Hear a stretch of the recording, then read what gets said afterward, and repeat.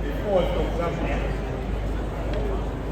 is overwhelmed with joy to be here with you.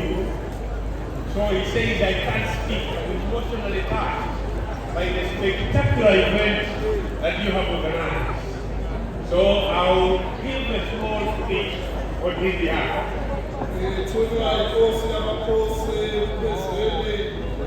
Zambia, Great Provost of Ekolo, Nagabuti akasakwazi ukukhuluma kulolu suku obeyiphamlando kangaka.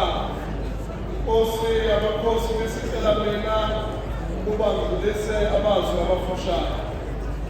iSilo Inkosi Nkulu President, he said he is happy to be here to see all the Zulus that we left behind 200 years ago.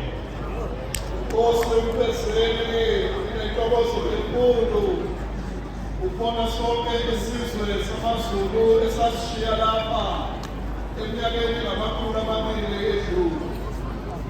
Inkosi uPresidenti is the eldest son of Zwangendaba, who left South Africa to Zambia.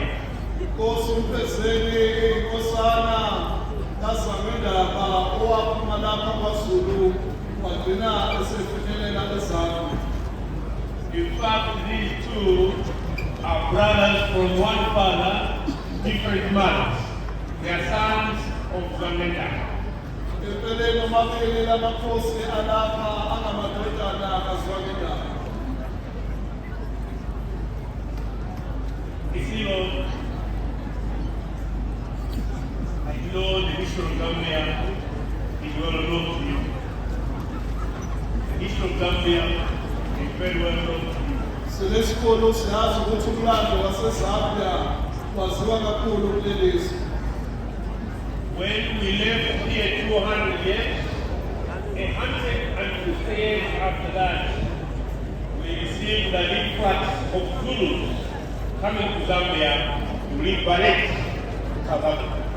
Uma siphuma lapha ezweni lakwaZulu eminyakeni ngamakhulu amabili edlule, emva kwalokho kwaphuma abaseNingizimu Afrika emva kweminyaka emikhulu nama50 bafika eZambia. So coming here, iSilo of presenting is to come and pledge his loyalty to you, that you are the king of the Ngoni's in the diaspora and everywhere. Ukufika kwenkosi uPresidenti lapha Silo izothi inkosi Silo uyingonyama wawonke amagoli Afrika yonke.